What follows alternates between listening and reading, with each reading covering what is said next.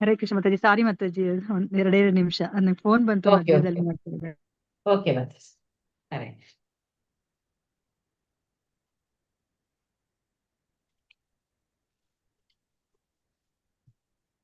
ಈಗ ಬಲರಾಮ ಅಲ್ಲಿ ಬಲ್ವಲ ರಾಕ್ಷಸನನ್ನು ಎದುರಿಸಲು ಸಿದ್ಧ ಮಾಡಿ ಅಲ್ಲಿ ಅವನನ್ನು ಹೇಗೆ ಕೊಂದ, ಗಟ್ಟಿಯಾಗಿ ಅವನ ತಲೆಗೆ ಯಾವುದ್ರಲ್ಲಿ ಹೊಡೆದವನು,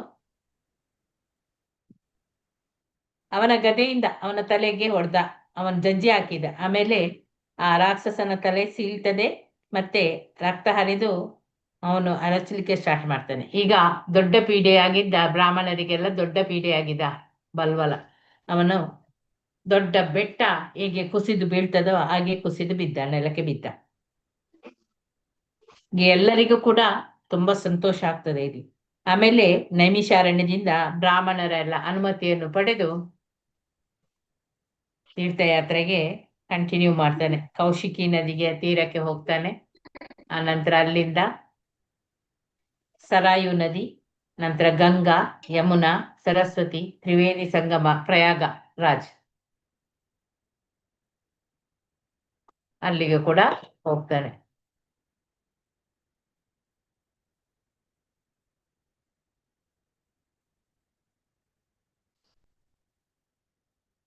ಇಷ್ಟ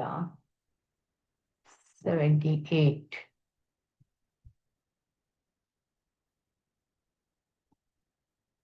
ಹಾಗೆ ಮತ್ತೆ ಅಲ್ಲಿಂದ ಹೋದ ನಂತರ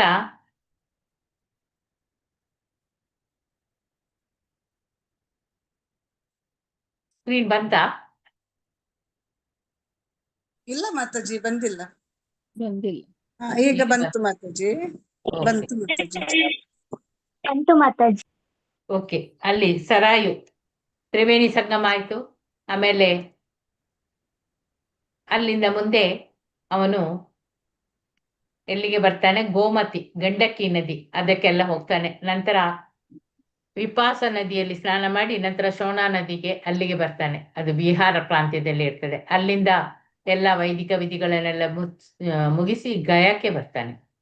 ಗಯದಲ್ಲಿ ಒಂದು ವಿಷ್ಣು ದೇವಾಲಯ, ಅದರ ಮಾರ್ಗದರ್ಶನದಂತೆ ಅವನು ಅಲ್ಲಿ ತನ್ನ ಪೂರ್ವಜರಿಗೆಲ್ಲ ಅಂದ್ರೆ ಅವನ ತಂದೆಯ ಅಪ್ಪಣೆಯಂತೆ ಅಲ್ಲೆಲ್ಲ ತರ್ಪಣ ಬಿಡ್ತಾನೆ. ಆಮೇಲೆ ಬಂಗಾಲ ಕೊಲ್ಲಿ, ಗಂಗಾ ನದಿ, ಅಲ್ಲಿಗೆ ಬರ್ತಾನೆ. ನಂತರ ಆಗ ಅಲ್ಲಿಂದ ಮತ್ತೆ ಮಾಘಮೇಳ ಅಂತೇಳಿ ಆ ಉತ್ಸಾಹದಲ್ಲಿ ಅವನು ಪಾಲ್ಗೊಳ್ತಾನೆ. ನಂತರ ಗಂಗಾ ಸಾಗರದಲ್ಲಿ ಎಲ್ಲ ಸ್ನಾನ ಎಲ್ಲ ಮುಗಿಸಿ ಮಹೇಂದ್ರ ಪರ್ವತದತ್ತ ಹೋಗ್ತಾನೆ. ಅಲ್ಲಿ ಪರಶುರಾಮನನ್ನು ಕಾಣ್ತಾನೆ, ಅಂದ್ರೆ ಭಗವಂತ ಕೃಷ್ಣನ ಅವತಾರ ಇನ್ನೊಂದು. ಅವನನ್ನು ಕಾಣ್ತಾನೆ. ಅವರಿಗೆಲ್ಲ ತಲೆಬಾಗಿ ವಂದಿಸಿ ನಂತರ ಗೌರವವನ್ನು ಸೂಚಿಸಿ ದಕ್ಷಿಣ ಭಾರತಕ್ಕೆ ಬರ್ತಾನೆ. ದಕ್ಷಿಣ ಭಾರತದ ಗೋದಾವರಿ ತೀರಕ್ಕೆ ಬರ್ತಾನೆ. ಅಲ್ಲಿ ಸ್ನಾನ ಮಾಡಿ ಎಲ್ಲ ಆಯ್ತು. ಪಂಪಾ, ಭೀಮರತಿ ನದಿಗಳಿಗೆಲ್ಲ ಹೋಗ್ತಾರೆ. ನಂತರ ಕಾರ್ತಿಕೇಯ ಎಲ್ಲಿದ್ದಾನೆ ಭೀಮರತಿ ನದಿಯ ತೀರದಲ್ಲಿ, ಅಲ್ಲಿಗೆ ಬಂದು ದರ್ಶನ ಮಾಡ್ತಾರೆ. ಆ ನಂತರ ಮಹಾರಾಷ್ಟ್ರದಲ್ಲಿರುವ ಸೈಲಾಪುರಕ್ಕೆ ಹೋಗ್ತಾರೆ. ನಂತರ ಅಲ್ಲಿಂದ ದ್ರಾವಿಡ ದೇಶಕ್ಕೆ ಹೋಗಿ ದಕ್ಷಿಣ ಭಾರತವನ್ನು ಪಂಚದ್ರಾವಿಡ ಅಂತ 5 ಭಾಗಗಳಾಗಿ ವಿಂಗಡಿಸಿದ್ದಾರೆ ನೋಡಿ.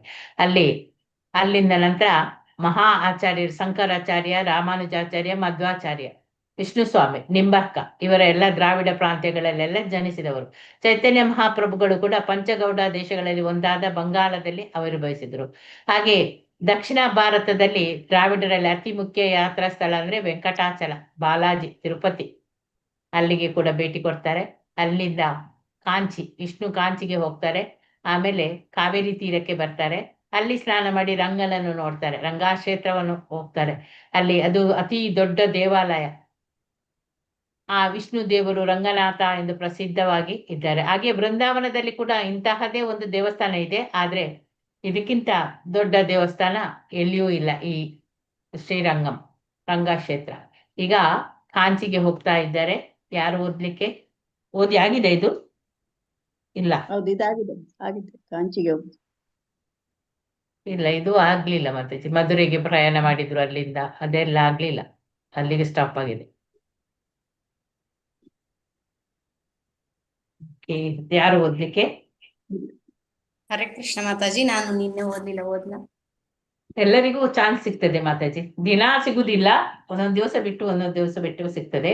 ನಾವು ಆಲ್ಫಾಬೆಟ್ಟಿನಿಂದ ಸ್ಟಾರ್ಟ್ ಮಾಡುವಲ್ಲ ಇವತ್ತು. ಅಂಬಿಕಾ ಮಾತಾಜಿ ಓದಿದ್ದೀರಾ? ಹರೇ ಕೃಷ್ಣ ಮಾತಾಜಿ, ಓದಿಲ್ಲ ಮಾತಾಜಿ. ಓದಿ ಓದಿ. ವಿಷ್ಣು ಕಾಂಚಿಗೆ ಅಲ್ಲಿಂದ ಮಾತಾಜಿ. ಹೌದು. ವಿಷ್ಣು ಕಾಂಚಿಗೆ ಹೋಗುತ್ತಾ ಬಲರಾಮನು ಒಂದು ನಿಮಿಷ ಶಿವಕಾಂಚಿ. ಮಾತಾಜಿ, ಒಂದು ನಿಮಿಷ.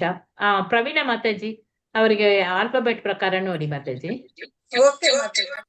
ಓಕೆ, ಹರೇ ಕೃಷ್ಣ. ಓದಿ ಮಾತಾಜಿ. ವಿಷ್ಣು ಕಾಂಚಿಗೆ ಹೋಗುತ್ತಾ ಬಲರಾಮನು ಶಿವಕಾಂಚಿಗೂ ಭೇಟಿ ಕೊಟ್ಟನು. ರಂಗಕ್ಷೇತ್ರದಿಂದ ಮಧುರೈಗೆ ಪ್ರಯಾಣ ಮಾಡಿದನು. ಇದು ದಕ್ಷಿಣ ಭಾರತದ ಮಧುರಾ ಎಂದು ಪ್ರಸಿದ್ಧವಾಗಿದೆ. ಮಥುರಾ. ಇಲ್ಲಿ ಮಥುರಾ, ಮಧುರ ಅಲ್ಲ, ಮಥುರಾ. ಮಥುರಾ ಎಂದು ಪ್ರಸಿದ್ಧವಾಗಿದೆ. ಇಲ್ಲಿಂದ ಅವನು ಸೇತುಬಂಧಕ್ಕೆ ಹೋದನು. ರಾಮಚಂದ್ರನು ಭಾರತದಿಂದ ಲಂಕೆಗೆ ಸೇತುವೆಯನ್ನು ಕಟ್ಟಿದ ಸ್ಥಳ ಇದು. ಬಹು ಪವಿತ್ರ ಕ್ಷೇತ್ರ. ಇಲ್ಲಿ ಬಲರಾಮನು ಸ್ಥಳದ ಬ್ರಾಹ್ಮಣ ಅರ್ಚಕರಿಗೆ 10,000 ಗೋವುಗಳನ್ನು ದಾನ ಮಾಡಿದನು. ಶ್ರೀಮಂತನಾದವನು ಪುಣ್ಯಕ್ಷೇತ್ರಕ್ಕೆ ಹೋದಾಗ ಅಲ್ಲಿನ ವೈದಿಕರಿಗೆ ಕುದುರೆಗಳನ್ನು, ಗೋವುಗಳನ್ನು, ಆಭರಣಗಳನ್ನು ದಾನ ಮಾಡುವುದು ವೈದಿಕ ಪದ್ಧತಿ. ಪುಣ್ಯಕ್ಷೇತ್ರಗಳಿಗೆ ಹೋಗಿ ಸ್ಥಳದ ಬ್ರಾಹ್ಮಣ ಪುರೋಹಿತರಿಗೆ ಜೀವನಕ್ಕೆ ಅಗತ್ಯವಾದ ವಸ್ತುಗಳನ್ನೆಲ್ಲ ದಾನ ಮಾಡುವ ಈ ಪದ್ಧತಿಯು ಈ ಕಲಿಯುಗದಲ್ಲಿ ಕೀಳಾಗುತ್ತಿದೆ. ವೈದಿಕ ಸಂಸ್ಕೃತಿಯ ಅವನತಿಯಿಂದಾಗಿ ಜನರಲ್ಲಿ ಶ್ರೀಮಂತ ವರ್ಗದವರಿಗೆ ಈ ಯಾತ್ರಾ ಸ್ಥಳಗಳ ಆಕರ್ಷಣೆ ಇಲ್ಲ ಮತ್ತು ಇಂತಹ ಯಾತ್ರಾರ್ಥಿಗಳನ್ನೇ ಅವಲಂಬಿಸಿದ ಬ್ರಾಹ್ಮಣ ಪುರೋಹಿತ ವರ್ಗದವರು ಯಾತ್ರಾರ್ಥಿಗಳಿಗೆ ನೆರವಾಗಬೇಕಾದ ತಮ್ಮ ವೃತ್ತಿ ಕರ್ಮದಲ್ಲಿ ಲೋಪ ಮಾಡುತ್ತಿದ್ದಾರೆ. ಪುಣ್ಯಕ್ಷೇತ್ರಗಳಲ್ಲಿರುವ ಬ್ರಾಹ್ಮಣರಿಗೆ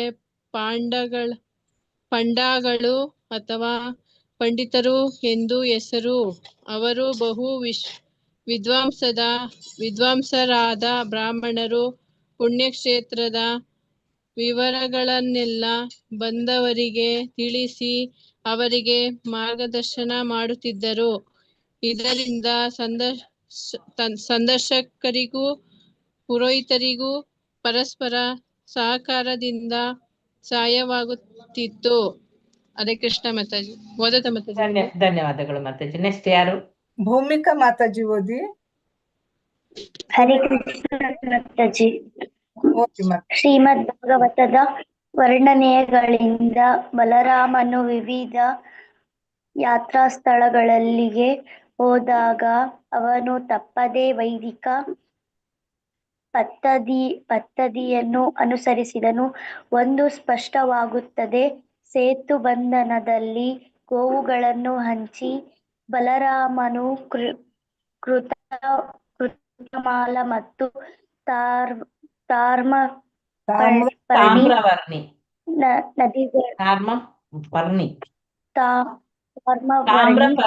ಎಂಬ ನದಿಗಳ ಕಡೆಗೆ ಪ್ರಯಾಣ ಮಾಡಿದನು. ಈ ಎರಡು ನದಿಗಳ ಪವಿತ್ರ ನದಿಗಳೆಂದು ಹೆಸರಾಗಿವೆ. ಬಲರಾಮನು ಎರಡನೆಯಲ್ಲೂ ಸ್ನಾನ ಮಾಡಿದನು. ಅಲ್ಲಿದ್ದ ಅವನು ಮಲಯ ಬೆಟ್ಟಕ್ಕೆ ಹೋದನು.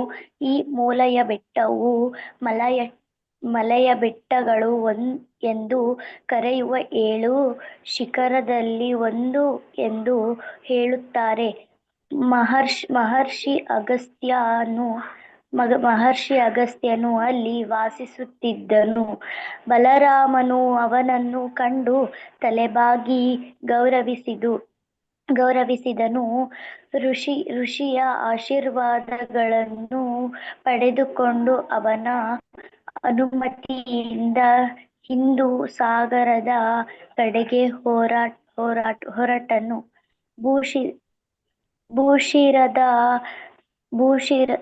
ಭೂಶಿರದ ತುದಿಯಲ್ಲಿ ದುರ್ಗಾದೇವಿಯ ಒಂದು ದೊಡ್ಡ ದೇವಾಲಯವಿದೆ. ಅಲ್ಲಿ ಆಕೆಯ ಕನ್ಯಾಕುಮಾರಿ ಎಂದು ಹೆಸರು. ಕನ್ಯಾಕುಮಾರಿ ದೇವಾಲಯಕ್ಕೆ ಶ್ರೀರಾಮಚಂದ್ರನು ಭೇಟಿ ಕೊಟ್ಟಿದ್ದನು. ಆದುದರಿಂದ ಆ ದೇವಾಲಯವು ಲಕ್ಷಾಂತರ ವರ್ಷಗಳಿಂದ ಇದೆ.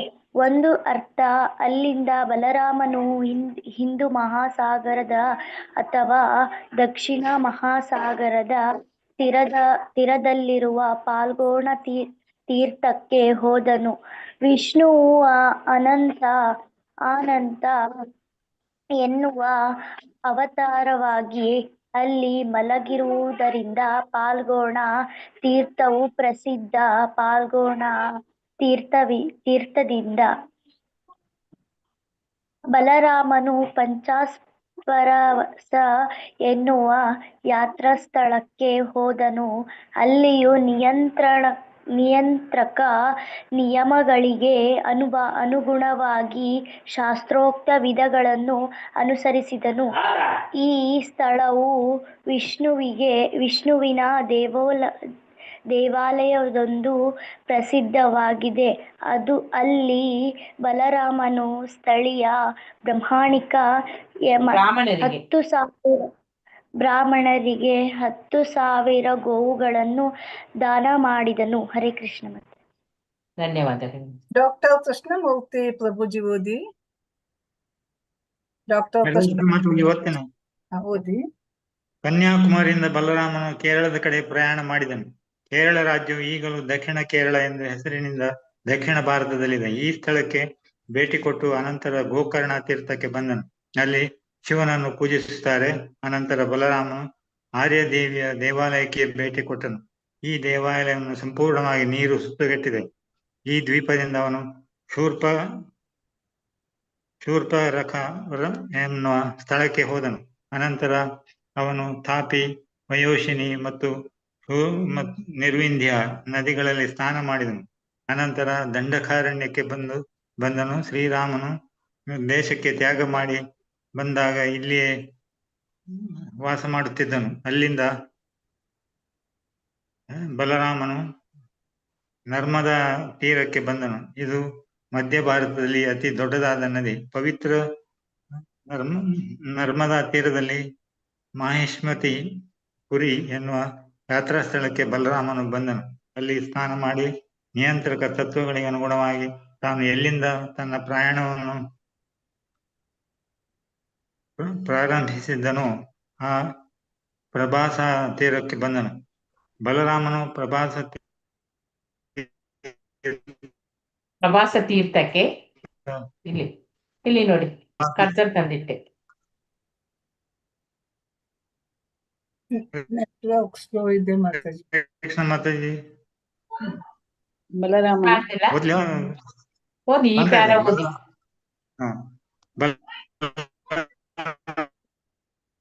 ಇಲ್ಲ ನೆಟ್ವರ್ಕ್ ಪ್ರಭಾಸ ತೀರ್ಥಕ್ಕೆ ಹಿಂದಿರುಗಿದಾಗ ಅಲ್ಲಿನ ಬ್ರಾಹ್ಮಣರು ಬೇರೆಯವರಿಗೆ ಕೊಡಿ. ಬಲರಾಮನು ಪ್ರಭಾಸ ಕೇಳ್ತಾ ಇದೆಯಾ ಮಾತಾಜಿ? ಕೇಳಿಸ್ತಿದೆ, ಈಗ ಕೇಳ್ತದೆ, ಓದಿ. ಬಲರಾಮನು ಪ್ರಭಾಸ ತೀರ್ಥಕ್ಕೆ ಹಿಂದಿರುಗಿದಾಗ ಅಲ್ಲಿನ ಬ್ರಾಹ್ಮಣರು ಕುರುಕ್ಷೇತ್ರ ಯುದ್ಧದಲ್ಲಿ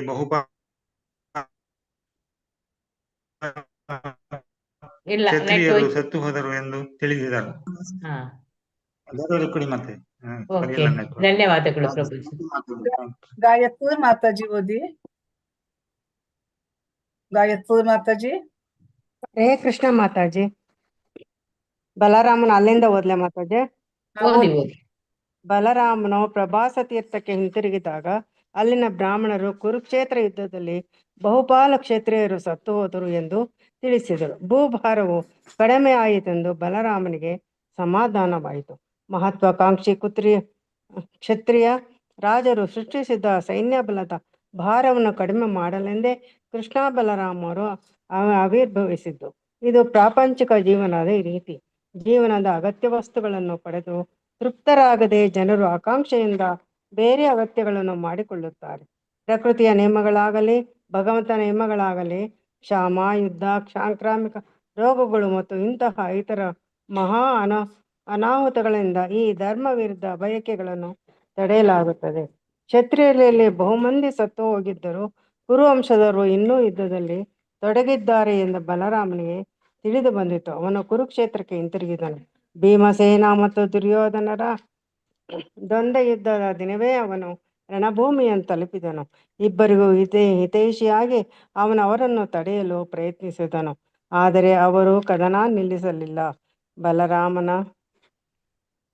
ಬಲರಾಮನ ದರ್ಶನವಾಗುತ್ತಲೇ ಯುಧಿಷ್ಠಿರ ಮಹಾರಾಜನು ಅವನ ತಮ್ಮಂದಿರಾದ ಅರ್ಜುನ, ನಕುಲ, ಸಹದೇವ ಮತ್ತು ಕೃಷ್ಣನು ಗೌರವಪೂರ್ವಕ ಪ್ರಣಾಮಗಳನ್ನು ಅರ್ಪಿಸಿದರು. ಆದರೆ ಅವರು ಮಾತನಾಡಲಿಲ್ಲ.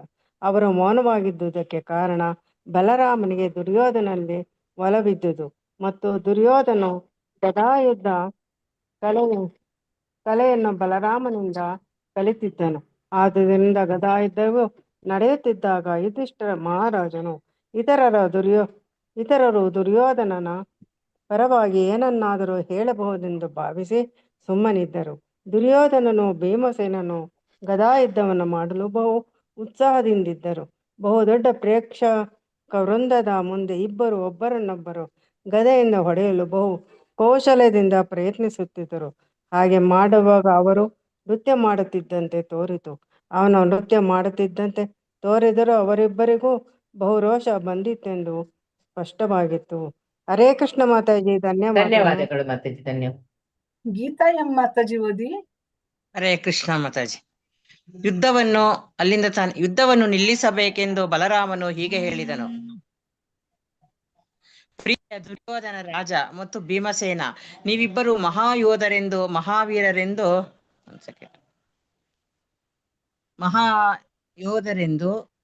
ಮಹಾವೀರರೆಂದು ಜಗತ್ತಿನಲ್ಲಿಯೇ ಪ್ರಸಿದ್ಧರಾಗಿದ್ದೀರಿ ಎಂದು ಗೊತ್ತು. ಆದರೆ ದೇಹಬಲದಲ್ಲಿ ಭೀಮಸೇನನು ದುರ್ಯೋಧನನು ಮೀರಿಸುತ್ತಾನೆ ಎಂದು ನನಗೆ ತೋರುತ್ತದೆ. ಆದರೆ ಗದಾಯುದ್ಧದಲ್ಲಿ ದುರ್ಯೋಧನನು ಭೀಮನನ್ನು ಮೀರಿಸುತ್ತಾನೆ. ಇದನ್ನು ಯೋಚಿಸಿದಾಗ ನಿಮ್ಮಿಬ್ಬರಲ್ಲಿ ಯಾರು ಇನ್ನೊಬ್ಬರಿಗೆ ಕಡಿಮೆ ಇಲ್ಲ ಎಂದು ತೋರುತ್ತದೆ. ಒಬ್ಬರು ಇನ್ನೊಬ್ಬರನ್ನು ಸೋಲಿಸುವ ಸಾಧ್ಯತೆ ಕಡಿಮೆ.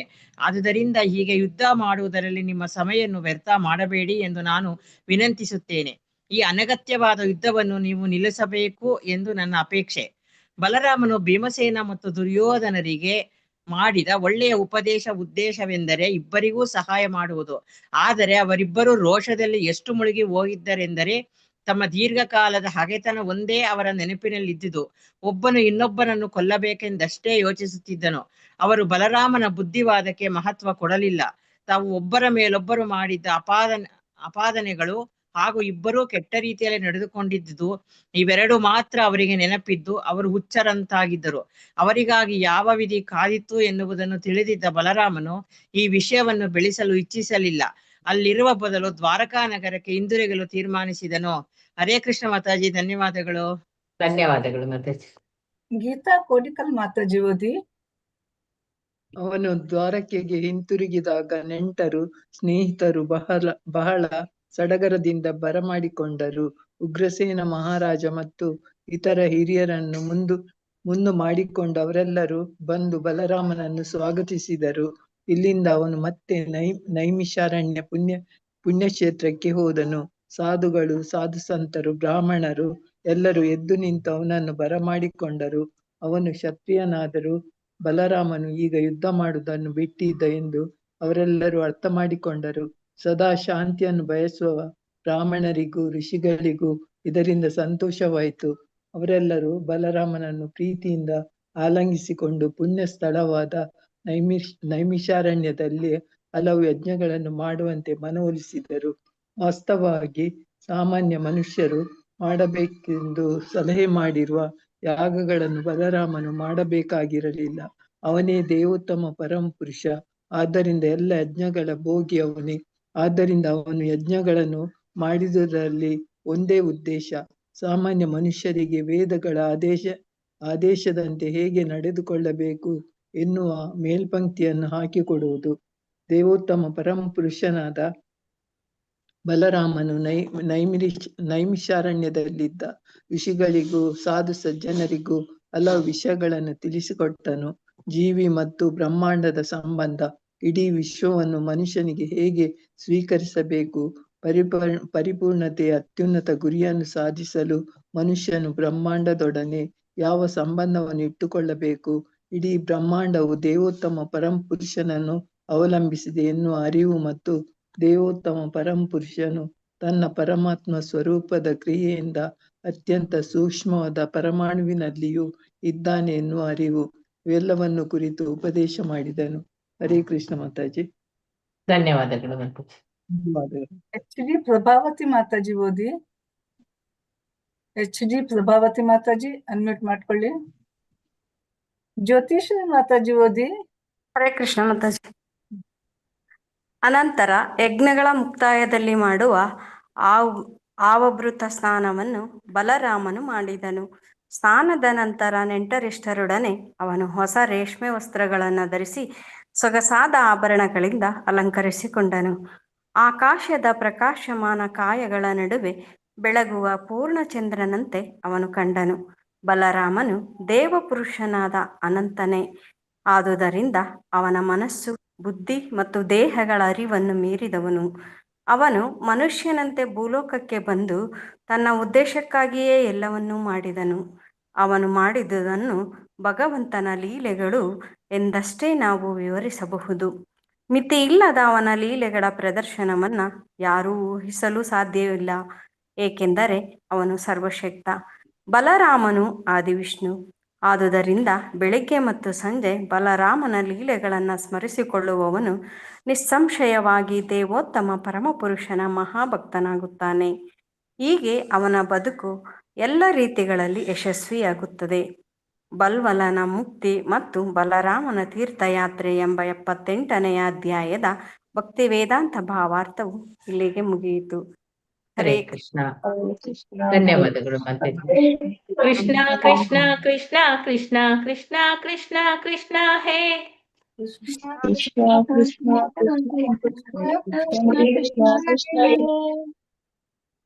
ಕೃಷ್ಣ ಕೃಷ್ಣ ಕೃಷ್ಣ ಕೃಷ್ಣ ಕೃಷ್ಣ ಕೃಷ್ಣ ಕೃಷ್ಣ ಹೇ ಕೃಷ್ಣ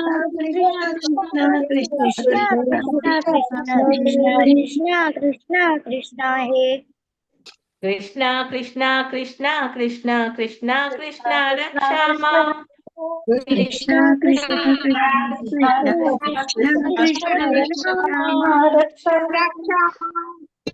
ಕೃಷ್ಣ ಕೃಷ್ಣ ಕೃಷ್ಣ ಕೃಷ್ಣ ಕೃಷ್ಣ ಕೃಷ್ಣ ಪಾಹಿ ಮಾಂ. ಕೃಷ್ಣ ಕೃಷ್ಣ ಕೃಷ್ಣ ರಾಮ ರಾಘವ ರಾಮ ರಾಘವ ರಾಮ ರಾಘವ ರಕ್ಷಾ ಮಾಂ.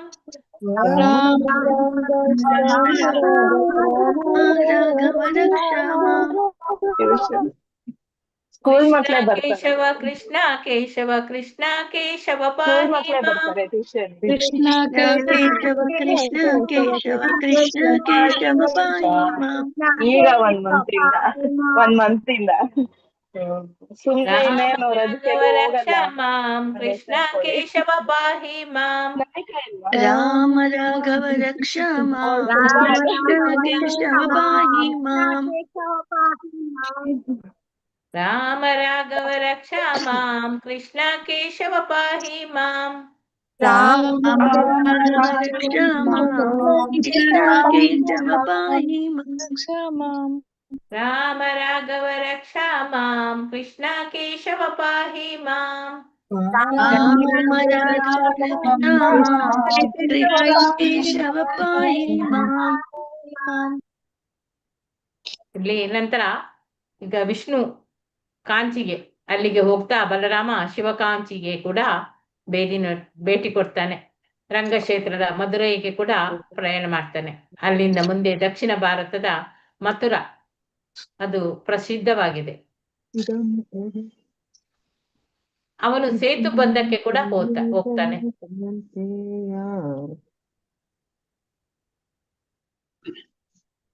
ರಾಮಚಂದ್ರನು ಭಾರತದಿಂದ ಲಂಕೆಗೆ ಸೇತುವೆಯನ್ನು ಕಟ್ಟಿದ ಸ್ಥಳ ಅದು. ಈಗ ಅದು ಬಹಳ ಪವಿತ್ರ ಕ್ಷೇತ್ರ ಅಂತೆ. ಅಲ್ಲಿ ಬಲರಾಮ ಸ್ಥಳದ ಆ ಬ್ರಾಹ್ಮಣ ಅರ್ಚಕರಿಗೆ 10,000 ಗೋಮುಗಳನ್ನು ಕೂಡ ದಾನ ಮಾಡ್ತಾನೆ. ಶ್ರೀಮಂತನಾದವನು ಪುಣ್ಯಕ್ಷೇತ್ರಕ್ಕೆ ಹೋದಾಗ ಅಲ್ಲಿನ ವೈದಿಕರಿಗೆ ಕುದುರೆಗಳನ್ನು, ಗೋವುಗಳನ್ನು, ಹಾಗೆ ಆಭರಣಗಳನ್ನು ಇದೆಲ್ಲ ದಾನ ಮಾಡುವುದು ವೈದಿಕ ಪದ್ಧತಿ ಅದು. ಪುಣ್ಯಕ್ಷೇತ್ರಗಳಿಗೆ ಹೋಗಿ ಸ್ಥಳದ ಬ್ರಾಹ್ಮಣ ಪುರೋಹಿತರಿಗೆ ಜೀವನಕ್ಕೆ ಅಗತ್ಯವಾದ ವಸ್ತುಗಳನ್ನೆಲ್ಲ ದಾನ ಮಾಡುವ ಈ ಪದ್ಧತಿ ಕಲಿಯುಗದಲ್ಲಿ ಕೀಳಾಗ್ತಾ ಇದೆ. ವೈದಿಕ ಸಂಸ್ಕೃತಿಯ ಅವನತಿಯಿಂದಾಗಿ ಜನರಲ್ಲಿ ಶ್ರೀಮಂತ ವರ್ಗದವರಿಗೆ ಈ ಯಾತ್ರಾ ಸ್ಥಳದ ಆಕರ್ಷಣೆಯೇ ಇಲ್ಲ. ಇಂತಹ ಯಾತ್ರಾರ್ಥಿಗಳನ್ನೇ ಅವಲಂಬಿಸಿದ ಬ್ರಾಹ್ಮಣ ಪುರೋಹಿತ ವರ್ಗದವರು ಯಾತ್ರಾರ್ಥಿಗಳಿಗೆ ನೆರವಾಗಬೇಕಾದ ತಮ್ಮ ವೃತ್ತಿ ಧರ್ಮದಲ್ಲಿ ಲೋಪ ಮಾಡ್ತಾ ಇದ್ದಾರೆ. ಪುಣ್ಯಕ್ಷೇತ್ರದಲ್ಲಿ ಬ್ರಾಹ್ಮಣರಿಗೆ ಪಂಡಗಳು ಅಥವಾ ಪಂಡಿತರು ಅಂತ ಹೇಳ್ತಾರೆ. ಅವರು ಎಲ್ಲ ಬಹುದೊಡ್ಡ ವಿದ್ವಾಂಸರಾದ ಬ್ರಾಹ್ಮಣರವರು. ಪುಣ್ಯಕ್ಷೇತ್ರದ ವಿವರಗಳನ್ನೆಲ್ಲ ಬಂದವರಿಗೆ ತಿಳಿಸಿ ಅವರಿಗೆ ಮಾರ್ಗದರ್ಶನವನ್ನು ಕೂಡ ಮಾಡ್ತಾ ಇದ್ರು. ಇದರಿಂದ ಸಂದರ್ಶಕರಿಗೂ ಪುರೋಹಿತರಿಗೂ ಪರಸ್ಪರ ಸಹಕಾರದಿಂದ ಸಹಾಯವಾಗ್ತಿತ್ತು. ಇಲ್ಲಿ ಮದ್ಭಾಗವತದ ವರ್ಣನೆಗಳಿಂದ ಬಲರಾಮನು ವಿವಿಧ ಯಾತ್ರಾ ಸ್ಥಳಕ್ಕೆ ಹೋಗ್ತಾನೆ. ತಪ್ಪದೆ ವೈದಿಕ ಪದ್ಧತಿಯನ್ನೆಲ್ಲ ಅನುಸರಿಸ್ತಾನೆ. ಆಮೇಲೆ ಸೇತುಬಂಧದಲ್ಲಿ ಗೋವುಗಳನ್ನು ಹಂಚ್ತಾನೆ. ಬಲರಾಮನು ಕೃತಮಾಲ ಮತ್ತೆ ತಾಮ್ರಪರ್ಣಿ ಎಂಬ ನದಿಗಳ ಕಡೆಗೆ ಕೂಡ ಪ್ರಯಾಣ ಮಾಡ್ತಾನೆ. ಈ ಎರಡೂ ನದಿಗಳು ಕೂಡ ಪವಿತ್ರ ನದಿಗಳು. ಹಾಗೆ ಬಲರಾಮನು ಎರಡರಲ್ಲಿ ಕೂಡ ಸ್ನಾನ ಮಾಡ್ತಾನೆ. ಆಮೇಲೆ ಅವನು ಮಲಯ ಬೆಟ್ಟಕ್ಕೆ ಹೋಗ್ತಾನೆ. ಆ ಮಲಯ ಬೆಟ್ಟ 7 ಶಿಖರಗಳಲ್ಲಿ ಅದು ಒಂದು. ಮಹರ್ಷಿ ಅಗಸ್ತ್ಯನು ಅಲ್ಲಿ ವಾಸಿಸ್ತಿದ್ದ. ಬಲರಾಮನು ಅವನನ್ನು ಕಂಡು ತಲೆಬಾಗಿ ಗೌರವಿಸ್ತಾನೆ. ಋಷಿಯ ಆಶೀರ್ವಾದಗಳನ್ನೆಲ್ಲ ಪಡೀತಾನೆ. ಅವನ ಅನುಮತಿಯಿಂದ ಅವನು ಹಿಂದೂ ಸಾಗರದ ಕಡೆಗೆ ಹೊರಡ್ತಾನೆ.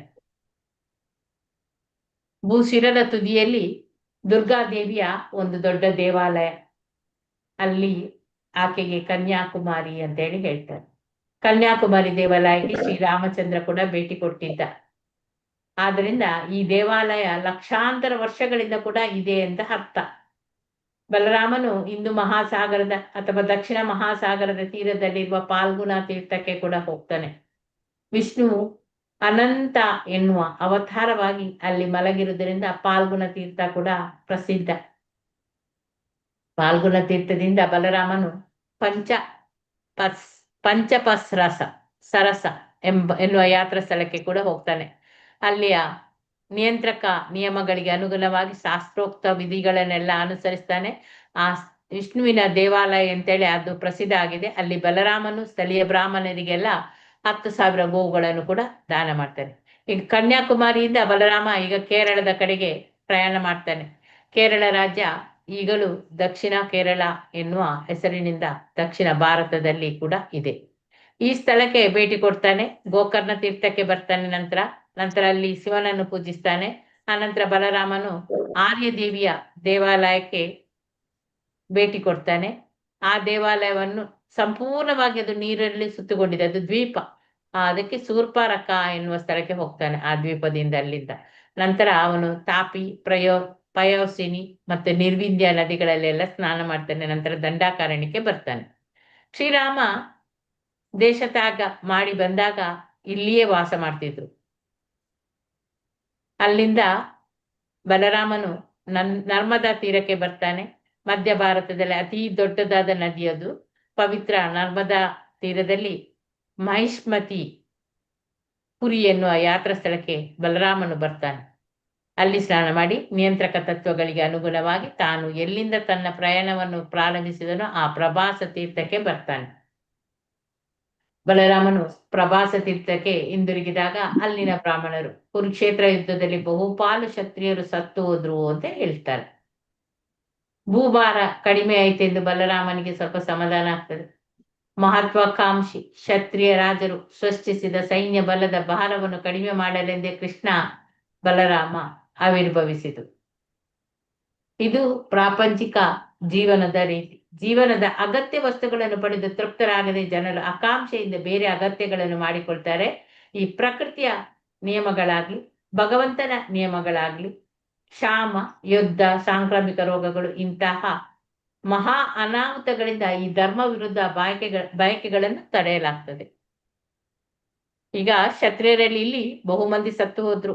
ಕುರುವಂಶದವರು ಕೂಡ ಇನ್ನೂ ಯುದ್ಧದಲ್ಲಿ ತೊಡಗಿದ್ದಾರೆ ಎಂದು ಬಲರಾಮನಿಗೆ ಗೊತ್ತಾಯ್ತು.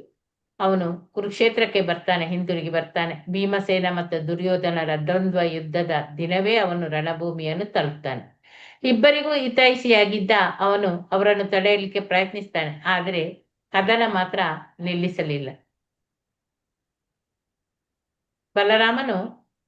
ಬಲರಾಮನ ದರ್ಶನವಾಗುತ್ತಲೇ ಯುಧಿಷ್ಠಿರ ಮಹಾರಾಜನು ತನ್ನ ತಮ್ಮಂದಿರಾದ ಅರ್ಜುನ, ನಕುಲ, ಸಹದೇವ ಮತ್ತು ಕೃಷ್ಣನ್ ಗೌರವಪೂರ್ವಕವಾಗಿ ಪ್ರಣಾಮಗಳನ್ನು ಅರ್ಪಿಸ್ತಾರೆ. ಆದ್ರೆ ಅವರು ಯಾರು ಮಾತನಾಡಲಿಲ್ಲ. ಅವರು ಮೌನವಾಗಿದ್ದುದಕ್ಕೆ ಕಾರಣ ಬಲರಾಮನಿಗೆ ದುರ್ಯೋಧನನಲ್ಲಿ ಪ್ರೀತಿ ಇದ್ದದ್ದು. ದುರ್ಯೋಧನನು ಗದಾಯುದ್ಧದ ಕಲೆಯನ್ನು ಬಲರಾಮನಿಂದ ಕಲಿತಿದ್ದ. ಆದುದರಿಂದ ಗದಾಯುದ್ಧವು ನಡೆಯುತ್ತಿದ್ದಾಗ ಯುಧಿಷ್ಠಿರ ಮಹಾರಾಜನು ಇತರರು ದುರ್ಯೋಧನನ ಪರವಾಗಿ ಏನನ್ನಾದ್ರೂ ಹೇಳಬಹುದು ಎಂದು ಭಾವಿಸಿ ಎಲ್ಲರೂ ಸುಮ್ಮನಿರ್ತಾರೆ. ದುರ್ಯೋಧನನು ಭೀಮಸೇನನನ್ನು ಗದಾಯುದ್ಧವನ್ನು ಮಾಡಲು ಬಹು ಉತ್ಸಾಹದಿಂದ ಇದ್ರು. ಇಬ್ಬರು ಕೂಡ ಅಲ್ಲಿ ಬಹುದೊಡ್ಡ ಪ್ರೇಕ್ಷಕ ವೃಂದ ಮುಂದೆ ಇಬ್ಬರು ಒಬ್ಬರನ್ನೊಬ್ಬರು ಗದೆಯಿಂದ ಹೊಡೆಯಲಿಕ್ಕೆ ಬಹು ಕೌಶಲ್ಯದಿಂದ ಪ್ರಯತ್ನ ಮಾಡ್ತಾ ಇದ್ರು. ಹಾಗೆ ಮಾಡುವಾಗ ಅವರು ನೃತ್ಯ ಮಾಡುವಂತೆ ಕಾಣ್ತದೆ. ಅವಳು ನೃತ್ಯ ಮಾಡುತ್ತಿದ್ದಂತೆಯೇ ತೋರಿದ್ರು ಕೂಡ ಅವರಿಬ್ಬರು ಇಲ್ಲಿ ಕೋಪದಿಂದ ಅವರಿಗೆ ಇಬ್ಬರಿಗೂ ರೋಷ ಉಕ್ಕಿ ಬರ್ತಿತ್ತು. ಯುದ್ಧವನ್ನು ನಿಲ್ಲಿಸಬೇಕೆಂದು ಬಲರಾಮನು ಹೀಗೆ ಹೇಳಿದನು: ಪ್ರೀತಿಯ ದುರ್ಯೋಧನ ರಾಜ ಮತ್ತು ಭೀಮಸೇನ, ನೀವಿಬ್ಬರು ಮಹಾಯೋಧರು, ಮಹಾವೀರರು ಎಂದು ಜಗತ್ತಿನಲ್ಲಿ ನೀವು ಪ್ರಸಿದ್ಧರಾಗಿದ್ದೀರಿ ಅಂತ ಗೊತ್ತು. ಆದ್ರೆ ದೇಹ ಬಲದಲ್ಲಿ ಭೀಮಸೇನನ್ನು ದುರ್ಯೋಧನನನ್ನು ಮೀರಿಸ್ತಾನೆ ಎಂದು ನನಗೆ ಗೊತ್ತು. ಆದರೆ ಈ ಗದಾ ಯುದ್ಧದಲ್ಲಿ ದುರ್ಯೋಧನನನ್ನು ಭೀಮನನ್ನೇ ಮೀರಿಸ್ತಾನೆ ಗದಾ ಯುದ್ಧದಲ್ಲಿ.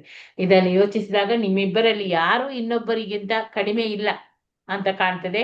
ಒಬ್ಬರು ಇನ್ನೊಬ್ಬರನ್ನು ಸೋಲಿಸುವ ಸಾಧ್ಯತೆ ಕಡಿಮೆ. ಆದುದರಿಂದ ಹೀಗೆ ಯುದ್ಧ ಮಾಡೋದ್ರಲ್ಲಿ ನಿಮ್ಮ ಸಮಯವನ್ನು ವ್ಯರ್ಥ ಮಾಡಬೇಡಿ ಅಂತ ಹೇಳಿ ಅವನು ಬಲರಾಮ ವಿನಂತಿಸ್ತಾನೆ. ಈ ಅನಗತ್ಯವಾದ ಯುದ್ಧವನ್ನು ನೀವು ನಿಲ್ಲಿಸ್ಬೇಕು ಅಂತ ಹೇಳಿ ಕೇಳಿಕೊಳ್ತಾನೆ. ಬಲರಾಮನು ಭೀಮಸೇನ ಮತ್ತು ದುರ್ಯೋಧನನಿಗೆ ಮಾಡಿದ ಒಳ್ಳೆಯ ಉಪದೇಶ ಅದು ಇಬ್ಬರಿಗೂ ಕೂಡ ಸಹಾಯ ಮಾಡ್ತಿತ್ತು. ಆದ್ರೆ ಅವರಿಬ್ಬರಲ್ಲಿ ರೋಷದಲ್ಲಿ ಎಷ್ಟು ಮುಳುಗಿ ಹೋಗಿದ್ರು ಅಂತ ಹೇಳಿದ್ರೆ ದೀರ್ಘಕಾಲದ ಹಗೆತನ ಅದೆಲ್ಲ ನೆನಪಿನಲ್ಲಿ ಇದ್ದದ್ದು. ಒಬ್ಬನು ಇನ್ನೊಬ್ಬನನ್ನು ಕೊಲ್ಲಬೇಕೆಂದಷ್ಟೇ ಅವರು ಯೋಚಿಸ್ತಿದ್ರು. ಬಲರಾಮನ ಬುದ್ಧಿವಾದಕ್ಕೆ ಅವರು ಏನು ಮಹತ್ವವನ್ನೇ ಕೊಡ್ಲಿಲ್ಲ. ಒಬ್ಬರ ಮೇಲೊಬ್ಬರು ಮಾಡಿದ ಅಪಾದನೆಗಳು, ಇಬ್ಬರೂ ಕೂಡ ಕೆಟ್ಟ ರೀತಿಯಲ್ಲಿ ನಡೆದುಕೊಂಡಿದ್ದು, ಇವೆರಡೂ ಅವರಿಗೆ ನೆನಪಿಗೆ ಬರ್ತಿತ್ತು. ಹುಚ್ಚರಾಗೇ ಇದ್ರು.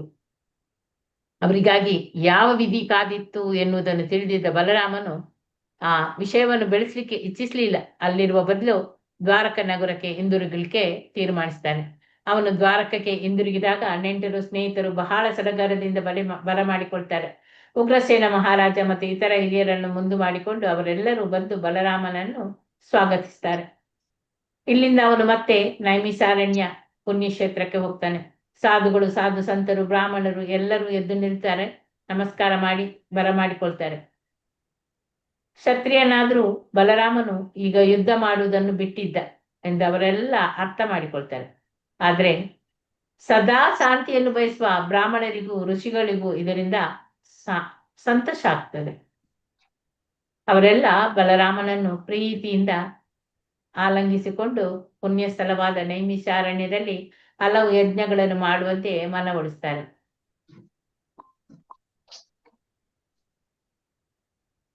ವಾಸ್ತವವಾಗಿ ಅಲ್ಲಿ ಸಾಮಾನ್ಯ ಮನುಷ್ಯರು ಮಾಡಬೇಕಂತ ಸಲಹೆ ಮಾಡಿರುವ ಯಾಗಗಳನ್ನು ಬಲರಾಮ ಮಾಡಬೇಕಾಗಿರ್ಲಿಲ್ಲ. ದೇವೋತ್ತಮ ಪರಮಪುರುಷ ಆದುದರಿಂದ ಎಲ್ಲಾ ಯಜ್ಞಗಳ ಭೋಗಿ ಅವನದೇ. ಆದುದರಿಂದ ಅವನ ಯಜ್ಞಗಳನ್ನು ಮಾಡಿದ್ರಲ್ಲಿ ಒಂದೇ ಉದ್ದೇಶ, ಸಾಮಾನ್ಯ ಮನುಷ್ಯರು ಎಲ್ಲರೂ ವೇದಗಳ ಆದೇಶದಂತೆ ಹೇಗೆ ನಡೆದುಕೊಳ್ಬೇಕು ಎನ್ನುವ ಮೇಲ್ಪಂಕ್ತಿಯನ್ನು ಹಾಕಿಕೊಡುವುದು. ದೇವೋತ್ತಮ ಪರಮಪುರುಷನಾದ ಬಲರಾಮನು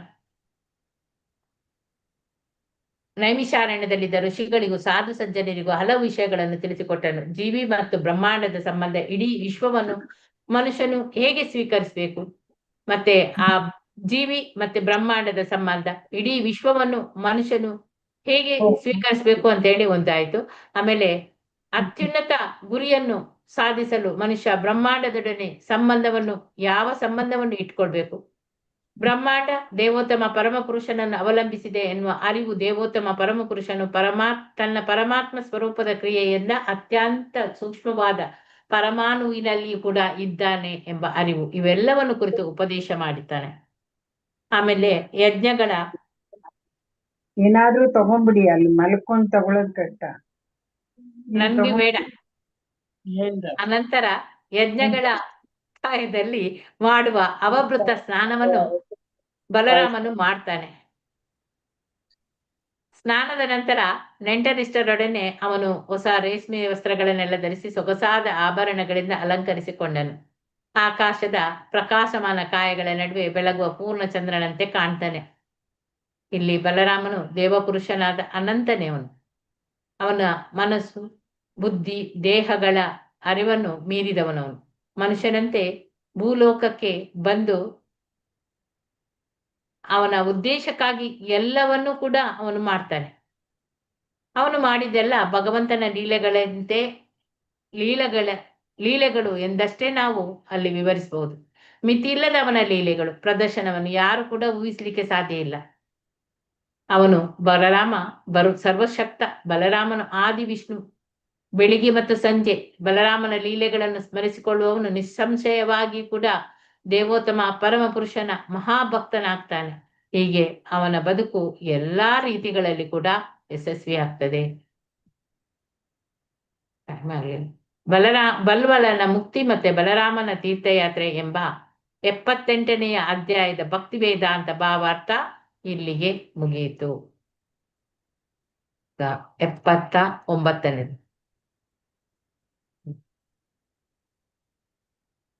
ಹರೇ ಕೃಷ್ಣ ಕೃಷ್ಣ ಕೃಷ್ಣ ಹರೇ ಹರೇ, ಹರೇ ರಾಮ ರಾಮ ರಾಮ ಹರೇ ಹರೇ. ಅಧ್ಯಾಯ 79 ಶ್ರೀಕೃಷ್ಣ ಮತ್ತು ಬ್ರಾಹ್ಮಣನಾದ ಸುಧಾಮರ ಭೇಟಿ. ಯಾರಿಗೆ ಓದ್ಲಿಕ್ಕೆ? ಪ್ರಭಾವತಿ ಮಾತಾಜಿ ಆಗ ಓದ್ಲಿಲ್ಲವಾ ಅಂತೇಳಿ. ಅವ್ರು ಏನೋ ಹೇಳ್ತಿದ್ರು, ಆಗ ತಿಂಡಿ ಕೊಡ್ತಿದ್ರ ಅಂತ. ಪ್ರಭಾವತಿ ಮಾತಾಜಿ ಓದ್ತೀನಿ ಮಾತಾಜಿ, ಓದ್ತೀನಿ ಮತ್ತೆ. ಹಲೋ, ಒಂದ್ ನಿಮಿಷ. ಓದ್ತೀನಿ ಮಾತಾಜಿ. ಎಲ್ಲಿಂದ ಓದ್ಬೇಕು? ಸ್ಟಾರ್ಟಿಂಗ್. ಪರೀಕ್ಷಿತ ಮಹಾರಾಜನ್. ಸರಿ, ಓದ್ತೀನಿ. ಪರೀಕ್ಷಿತ್ ಮಹಾರಾಜನು ಶುಕಮುನಿಗಳಿಂದ ಕೃಷ್ಣ ಮತ್ತು ಬಲರಾಮರ ಲೀಲೆಗಳ ನಿರೂಪಣೆಯನ್ನು ಕೇಳುತ್ತಿದ್ದನು. ಸಾರಿ ಮತ್ತೆ ಶ್ರೀಕೃಷ್ಣ ಮತ್ತು ಬ್ರಾಹ್ಮಣನಾದ ಸುಧಾಮರ ಭೇಟಿ. ಪರೀಕ್ಷಿತ್ ಮಹಾರಾಜನು ಶುಕಮುನಿಗಳಿಂದ ಕೃಷ್ಣ ಮತ್ತು ಬಲರಾಮರ ಲೀಲೆಗಳ ನಿರೂಪಣೆಯನ್ನು ಕೇಳುತ್ತಿದ್ದನು. ಈ ಲೀಲೆಗಳನ್ನು ಕೇಳುತ್ತಿದ್ದರೆ ದಿವ್ಯಾನಂದವಾಗುತ್ತದೆ. ಪರೀಕ್ಷಿತ್ ಮಹಾರಾಜನು ಶುಕಮುನಿಗಳಿಗೆ ಹೀಗೆ ಹೇಳಿದನು: ಪ್ರಭುಗಳೇ, ಮುಕ್ತಿಯನ್ನು, ಭಗವತ್ ಪ್ರೇಮವನ್ನು ಏಕಕಾಲದಲ್ಲಿ ಕೊಡುವವನು ದೇವೋತ್ತಮ ಪರಮಪುರುಷನಾದ ಕೃಷ್ಣನು. ಪ್ರಭುವಿನ ಭಕ್ತನಾದವನು ಬೇರೆ ಪ್ರಯತ್ನವನ್ನೇ ಮಾಡದೆ ಮುಕ್ತಿಯನ್ನು ಪಡೆಯುತ್ತಾನೆ. ಪ್ರಭುವಿಗೆ ಮಿತಿ ಎಂಬುದಿಲ್ಲ. ಆದುದರಿಂದ ಬ್ರಹ್ಮಾಂಡದ ಸೃಷ್ಟಿ, ಸ್ಥಿತಿ ಮತ್ತು ಲಯಗಳಲ್ಲಿ ಅವನ ಲೀಲೆಗಳಿಗಾಗಲಿ ಕಾರ್ಯಗಳಿಗಾಗಲಿ ಮಿತಿ ಇಲ್ಲ. ಆದುದರಿಂದ ನೀವು ಈವರೆಗೆ ಹೇಳದಿರಬಹುದಾದ ಲೀಲೆಗಳ ವಿಷಯವನ್ನು ಕುರಿತು ಕೇಳಲು ಬಯಸುತ್ತೇನೆ. ಪ್ರಿಯ ಪ್ರಭು, ಈ ಭೌತಿಕ ಪ್ರಪಂಚದಲ್ಲಿ ಬದ್ಧಾತ್ಮಗಳು ಇಂದ್ರಿಯ ತೃಪ್ತಿಯಿಂದ ಬರುವ ಸುಖ ಸಂತೋಷಗಳನ್ನು ಅರಸುತ್ತಾ ಹತಾಶೆ ಹೊಂದುತ್ತಾರೆ. ಪ್ರಾಪಂಚಿಕ ಕ್ರಿಯೆಗಳ ಪ್ರಭಾವಕ್ಕೆ ಒಳಗಾಗುವುದನ್ನು ಹೇಗೆ ತಪ್ಪಿಸಬಲ್ಲೆವು ಎನ್ನುವುದನ್ನು ನಾನೇ ಅನುಭವಿಸುತ್ತಿದ್ದೇನೆ. ಪ್ರಭುವಿನ ದಿವ್ಯ ಲೀಲೆಗಳನ್ನು ಕುರಿತು ಮತ್ತೆ ಮತ್ತೆ ಶ್ರವಣ ಮಾಡುವ ಈ ವಿಧಾನವನ್ನು ಬುದ್ಧಿ ಇರುವ ಯಾವ ಮನುಷ್ಯನೂ ತಿರಸ್ಕರಿಸಲಾರ ಎಂದು ನನಗೆ ತೋರುತ್ತದೆ. ಶ್ರವಣ ಮಾತ್ರದಿಂದಲೇ ಮನುಷ್ಯನು ಸದಾ ದಿವ್ಯಾನಂದದಲ್ಲಿ ಮೈ ಬರೆಯಬಹುದು. ಇದರಿಂದ ಪ್ರಾಪಂಚಿಕ ಇಂದ್ರಿಯ ತೃಪ್ತಿಯು ಅವನನ್ನು ಆಕರ್ಷಿಸುವುದಿಲ್ಲ. ಈ ಮಾತುಗಳಲ್ಲಿ ಪರೀಕ್ಷಿತ್ ಮಹಾರಾಜನು 2 ಮುಖ್ಯ ಶಬ್ದಗಳನ್ನು ಉಪಯೋಗಿಸಿದ್ದಾನೆ: ವಿಷಣ್ಣ ಮತ್ತು ವಿಶೇಷಜ್ಞ. ವಿಷಣ್ಣ ಎಂದರೆ ವಿಷಣ್ಣ ಚಿತ್ತ ಪ್ರಾಪಂಚಿಕ ಮನೋಧರ್ಮದವರು ಸಂಪೂರ್ಣ ತೃಪ್ತಿಗಾಗಿ ಹಲವಾರು ವಿಧಾನಗಳನ್ನು ಹುಡುಕುತ್ತಾರೆ. ಆದರೆ ಅವರು ವಿಷಣ್ಣ ಮನಸ್ಸಿನವರಾಗಿಯೇ ಉಳಿಯುತ್ತಾರೆ. ಯೋಗಿಗಳಾದವರು ಕೆಲವೊಮ್ಮೆ ವಿಷಣ್ಣ ಮನಸ್ಸಿನವರಾಗಿರುತ್ತಾರೆ ಎನ್ನುವ ಪ್ರಶ್ನೆಯನ್ನು ಎತ್ತಬಹುದು. ಆದರೆ ಪರೀಕ್ಷಿತ್ ಮಹಾರಾಜನು ವಿಶೇಷಜ್ಞ ಎನ್ನುವ ಶಬ್ದವನ್ನು ಉಪಯೋಗಿಸಿದ್ದಾನೆ. ಯೋಗಿಗಳಲ್ಲಿ 2 ವರ್ಗಗಳುಂಟು: ನಿರಾಕಾರವಾದಿಗಳು ಮತ್ತು ಸಾಕಾರವಾದಿಗಳು. ವಿಶೇಷಜ್ಞ ಎಂದರೆ ಸಾಕಾರವಾದಿಗಳು. ಅವರಿಗೆ ಅಲೌಕಿಕ ವರ್ಣ ವೈವಿಧ್ಯದಲ್ಲಿ ಆಸಕ್ತಿ, ಪರಮ ಪ್ರಭುವಿನ ಸ್ವಂತ ಕ್ರಿಯೆಗಳ ವರ್ಣನೆಗಳನ್ನು ಕೇಳಿ ಭಕ್ತರು ಮಹದಾನಂದ ಪಡೆಯುತ್ತಾರೆ. ಆದರೆ ಪ್ರಭುವಿನ ನಿರಾಕಾರ ಲಕ್ಷಣದಿಂದ ಹೆಚ್ಚು ಆಕರ್ಷಿತರಾಗುವ ನಿರಾಕಾರವಾದಿಗಳಿಗೆ ಪ್ರಭುವಿನ ವೈಯಕ್ತಿಕ ಕ್ರಿಯೆಗಳಲ್ಲಿ ಮೇಲಿನ ಆಕರ್ಷಣೆ ಮಾತ್ರ. ಆದುದರಿಂದ ಪ್ರಭುವಿನ ಲೀಲೆಗಳನ್ನು ಕೇಳಿಯೂ ನಿರಾಕಾರವಾದಿಗಳಿಗೆ ಅದರಿಂದ ಪಡೆಯಬಹುದಾದ ಲಾಭವು ಅರ್ಥವಾಗುವುದಿಲ್ಲ. ಆದುದರಿಂದ ಕಾಮ್ಯ ಕರ್ಮದಿಂದಾಗಿ ಅವರು ಪ್ರಾಪಂಚಿಕ ಮನೋಧರ್ಮದವರಂತೆಯೇ ವಿಷಣ್ಣ ಮನಸ್ಸಿನವರಾಗುತ್ತಾರೆ. ಪರೀಕ್ಷಿತ್ ಮಹಾರಾಜನು ಧನ್ಯವಾದಗಳು ಮಾತಾಜಿ, ಧನ್ಯವಾದಗಳು. ಧನ್ಯವಾದ. ಕಮಲ ಎಸ್ ಭಟ್ ಮಾತಾಜಿ ಓದಿ. ಹರೇ ಕೃಷ್ಣ ಮಾತಾಜಿ, ಕೇಳಿಸ್ತಾ ಇದೆಯಾ? ಕೇಳಿಸ್ತದೆ ಓದಿ. ಪರೀಕ್ಷಿತ್ ಮಹಾರಾಜನು ಹೀಗೆ ಹೇಳಿದನು: ಪ್ರಭುವಿನ ದಿವ್ಯ ಗುಣಗಳನ್ನು ವರ್ಣಿಸಿ ಮಾತ್ರವೇ ಮಾತನಾಡುವ ಸಾಮರ್ಥ್ಯವನ್ನು ಪರಿಪೂರ್ಣಗೊಳಿಸಬಹುದು. ಮನುಷ್ಯನು ತನ್ನ ಕೈಗಳನ್ನು ಪ್ರಭುವಿನ ಸೇವೆಯಲ್ಲಿ ತೊಡಗಿಸಿದರೆ ಮಾತ್ರವೇ ಕೈಗಳನ್ನು ಉಪಯೋಗಿಸಿ ಕೆಲಸ ಮಾಡುವ ಸಾಮರ್ಥ್ಯವನ್ನು ಪರಿಪೂರ್ಣ ಮಾಡಿಕೊಳ್ಳಬಹುದು. ಹಾಗೆಯೇ ಮನುಷ್ಯನು ಪೂರ್ಣ ಕೃಷ್ಣ ಪ್ರಜ್ಞೆಯಲ್ಲಿ ಕೃಷ್ಣನನ್ನು ಕುರಿತು ಮಾತ್ರವೇ ಯೋಚಿಸಿದಾಗ ಅವನ ಮನಸ್ಸಿಗೆ ಸಮಾಧಾನವಾಗುತ್ತದೆ. ಹೀಗೆಂದರೆ ಮನುಷ್ಯನು ಬಹಳ ಚಿಂತನೆ ಮಾಡಬೇಕೆಂದಲ್ಲ, ಆದರೆ ಅವನು ಪರಮಸತ್ಯನಾದ ಕೃಷ್ಣನು ತನ್ನ ಸ್ಥಳೀಯ ಅಂಶವಾಗಿದ್ದ ಪರಮಾತ್ಮನಾಗಿ ಸರ್ವವ್ಯಾಪಿಯಾಗಿದ್ದಾನೆ ಎನ್ನುವುದನ್ನು ಅರಿಯಬೇಕು.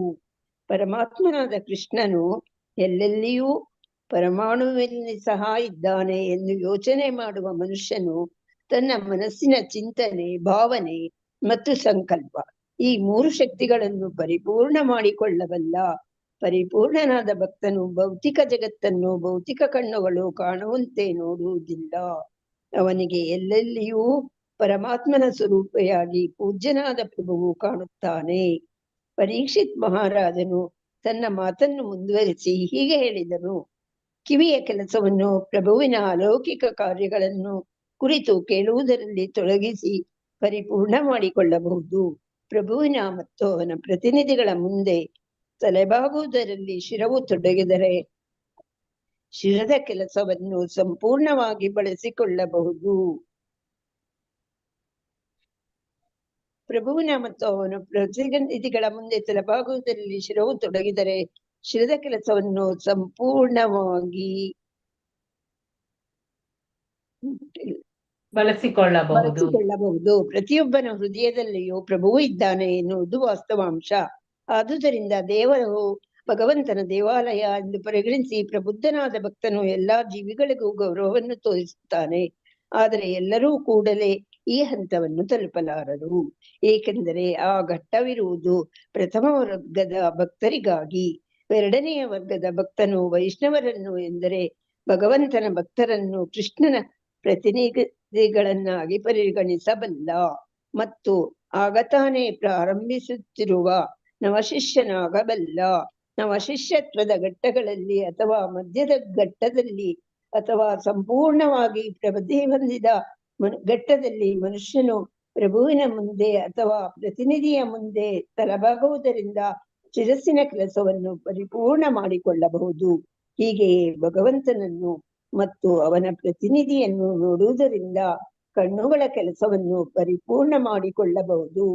ಹೀಗೆಯೇ ಪ್ರಭುವಿನ ಅಥವಾ ಪ್ರತಿನಿಧಿಯ ಸೇವೆಯಲ್ಲಿ ತೊಡಗಿಸಿದುದರಿಂದ ಪ್ರತಿಯೊಬ್ಬನೂ ದೇಹದ ವಿವಿಧ ಭಾಗಗಳ ಕ್ರಿಯೆಗಳನ್ನು ಪರಿಪೂರ್ಣ ಹಂತಕ್ಕೆ ಏರಿಸಬಹುದು. ಹರೇ ಕೃಷ್ಣ. ಧನ್ಯವಾದಗಳು ಮಾತಾಜಿ. ಹರೇ ಕೃಷ್ಣ. ಈಗ ಇಲ್ಲಿ ಶ್ರೀಕೃಷ್ಣ ಮತ್ತು ಬ್ರಾಹ್ಮಣನಾದ ಸುಧಾಮರ ಭೇಟಿ.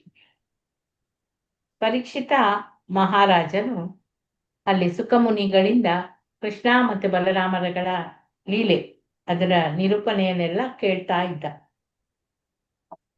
ಈ ಲೀಲೆಗಳನ್ನೆಲ್ಲ ಕೇಳ್ತಿದ್ದಾಗ ದಿವ್ಯ ಆನಂದವಾಗ್ತಿತ್ತು. ಪರೀಕ್ಷಿತ ಮಹಾರಾಜನು ಈಗ ಸುಖಮುನಿಗಳಿಗೆ ಹೇಳ್ತಾನೆ: ಪ್ರಭುಗಳೇ, ಮುಕ್ತಿಯನ್ನು, ಭಗವತ್ ಪ್ರೇಮವನ್ನು ಏಕಕಾಲದಲ್ಲಿ ಕೊಡುವವನು ದೇವೋತ್ತಮ ಪರಮ ಪುರುಷನಾದ ಕೃಷ್ಣ. ಪ್ರಭುವಿನ ಭಕ್ತನಾದವನು ಬೇರೆ ಪ್ರಯತ್ನವನ್ನೇ ಮಾಡದೆ ಮುಕ್ತಿಯನ್ನು ಪಡೆಯುತ್ತಾನೆ. ಪ್ರಭುವಿಗೆ ಮಿತಿ ಎಂಬುದೇ ಇಲ್ಲ. ಆದುದರಿಂದ ಈ ಬ್ರಹ್ಮಾಂಡದ ಸೃಷ್ಟಿ ಸ್ಥಿತಿ ಮತ್ತು ಲಯಗಳಿಗೆ, ಅವನ ಲೀಲೆಗಳಿಗಾಗ್ಲಿ ಅವನ ಕೆಲಸಕ್ಕಾಗಲಿ ಮಿತಿ ಎಂಬುದೇ ಇಲ್ಲ. ನೀವು ಈವರೆಗೆ ಹೇಳಬಹುದಾದ ಈ ಲೀಲೆಗಳ ವಿಷಯವನ್ನು ಕುರಿತು ನಾನೀಗ ಕೇಳಲಿಕ್ಕೆ ಬಯಸ್ತಾ ಇದ್ದೇನೆ. ಪ್ರಿಯ ಪ್ರಭು, ಈ ಭೌತಿಕ ಪ್ರಪಂಚದಲ್ಲಿ ಬದ್ಧಾತ್ಮಗಳು ಇಂದ್ರಿಯ ತೃಪ್ತಿಯಿಂದ ಬರುವ ಸುಖ ಸಂತೋಷಗಳ ಅತ್ತ ಅರಸ್ತಾ ಹೋಗಿ ಹತಾಸೆಗೊಳ್ತಾರೆ. ಪ್ರಾಪಂಚಿಕ ಸುಖದ ಇಂತಹ ಬಯಕೆಗಳು ಬದ್ಧಾತ್ಮಗಳ ಹೃದಯವನ್ನು ಸದಾ ಅದು ಮುಳ್ಳಿನಂತೆ ಚುಚ್ಚುತ್ತಾ ಇರ್ತದೆ. ಕೃಷ್ಣನ ಲೀಲೆಗಳ ಈ ದಿವ್ಯ ವಿಷಯವು ಮನುಷ್ಯನ ಇಂತಹ ಇಂದ್ರಿಯ ಸುಖದ ಪ್ರಾಪಂಚಿಕ ಕ್ರಿಯೆಗಳ ಪ್ರಭಾವಕ್ಕೆ ಒಳಗಾಗುವುದನ್ನು ಹೇಗೆ ತಪ್ಪಿಸಬಲ್ಲವು ಎನ್ನುವುದನ್ನು ಈಗ ನಾನೇ ಅನುಭವಿಸ್ತಾ ಇದ್ದೇನೆ. ಪ್ರಭುವಿನ ಆ ದಿವ್ಯ ಲೀಲೆಗಳನ್ನು ಕುರಿತು ಮತ್ತೆ ಮತ್ತೆ ಶ್ರವಣ ಮಾಡುವ ಈ ವಿಧಾನವನ್ನು ಬುದ್ಧಿ ಇರುವ ಯಾವ ಮನುಷ್ಯನು ಕೂಡ ತಿರಸ್ಕರಿಸಕ್ಕೆ ಆಗುವುದಿಲ್ಲ ಅಂತೇಳಿ ನನಗೆ ಕಾಣ್ತದೆ ಅಂತ ಹೇಳ್ತಾನೆ.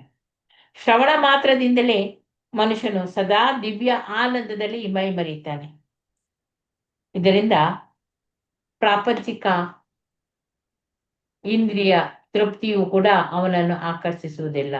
ಈ ಮಾತುಗಳಲ್ಲಿ ಪರೀಕ್ಷಿತ ಮಹಾರಾಜನು 2 ಮುಖ್ಯ ಶಬ್ದಗಳನ್ನು ಉಪಯೋಗಿಸಿದ್ದಾನೆ. ಅದು ವಿಷಣ್ಣ ಮತ್ತು ವಿಶೇಷಾಜ್ಞ.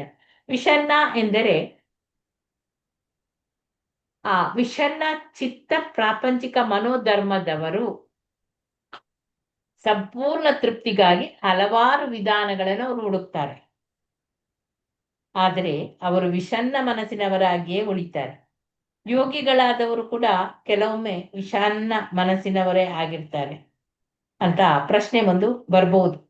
ಆದರೆ ಇಲ್ಲಿ ಪರೀಕ್ಷಿತ ಮಹಾರಾಜನು ವಿಶೇಷಜ್ಞ ಎನ್ನುವ ಶಬ್ದವನ್ನು ಉಪಯೋಗಿಸಿದ್ದಾನೆ. ಯೋಗಿಗಳಲ್ಲಿ ಕೂಡ 2 ವರ್ಗಗಳು, ನಿರಾಕಾರವಾದಿ ಮತ್ತೆ ಸಕಾರವಾದಿ. ವಿಶೇಷ ಅಜ್ಞಾ ಎಂದರೆ ಅದು ಸಕಾರವಾದಿಗಳು. ಅವರಿಗೆ ಅಲೌಕಿಕ ವರ್ಣ ವೈವಿಧ್ಯದಲ್ಲಿ ಆಸಕ್ತಿ ಇರ್ತದೆ. ಪರಮಪ್ರಭುವಿನ ಆ ಸ್ವಂತ ಕ್ರಿಯೆಗಳಲ್ಲಿ ವರ್ಣನೆಯನ್ನು ಕೇಳುವುದು. ಹಾಗೆ ಅಂತಹ ಭಕ್ತರು ಮಹಾದಾನಂದವನ್ನು ಪಡೆಯುತ್ತಾರೆ. ಪ್ರಭುವಿನ ನಿರಾಕಾರ ಲಕ್ಷಣದಿಂದ ಹೆಚ್ಚು ಆಕರ್ಷಿತರಾಗಿರುವ ನಿರಾಕಾರವಾದಿಗಳಿಗೆ ಪ್ರಭುವಿನ ವೈಯಕ್ತಿಕ ಕ್ರಿಯೆಗಳ ಮೇಲಿನ ಆಕರ್ಷಣೆ ಮಾತ್ರ ಅವರಿಗೆ ಪ್ರಭುವಿನ ಲೀಲೆಗಳನ್ನು ಕೇಳಿಯೂ ನಿರಾಕಾರವಾದಿಗಳಿಗೆ ಅದರಿಂದ ಪಡೆಯಬಹುದಾದ ಲಾಭವು ಕೂಡ ಅರ್ಥ ಆಗುವುದಿಲ್ಲ. ಆದುದರಿಂದ ಕಾಮ್ಯಕರ್ಮದಿಂದಾಗಿ ಅವರು ಪ್ರಾಪಂಚಿಕ ಮನೋಧರ್ಮದವರಂತೆಯೇ ವಿಷಣ್ಣ ಮನಸ್ಸಿನವರು ಆಗಿರ್ತಾರೆ ನಿರಾಕಾರವಾಗಿ. ಈಗ ಪರೀಕ್ಷಿತ ಮಹಾರಾಜ ಪುನಃ ಕೇಳ್ತಾನೆ, ಪ್ರಭುವಿನ ದಿವ್ಯ ಗುಣಗಳನ್ನು ವರ್ಣಿಸಿ ಮಾತ್ರವೇ ಮಾತನಾಡುವ ಸಾಮರ್ಥ್ಯವನ್ನು ಪರಿಪೂರ್ಣಗೊಳಿಸಿಕೊಳ್ಬಹುದು.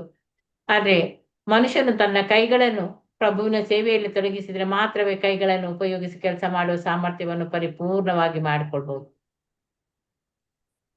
ಹಾಗೆ ಮನುಷ್ಯ ಪೂರ್ಣ ಕೃಷ್ಣ ಪ್ರಜ್ಞೆಯಲ್ಲಿ ಕೃಷ್ಣನನ್ನು ಕುರಿತು ಮಾತ್ರ ಯೋಚಿಸಿದಾಗ ಅವನ ಮನಸ್ಸಿಗೆ ಸ್ವಲ್ಪ ಸಮಾಧಾನ ಆಗ್ತದೆ. ಹೀಗೆಂದ್ರೆ ಮನುಷ್ಯ ಬಹಳ ಚಿಂತನೆ ಮಾಡಬೇಕು ಅಂತ ಹೇಳಿ ಏನಿಲ್ಲ.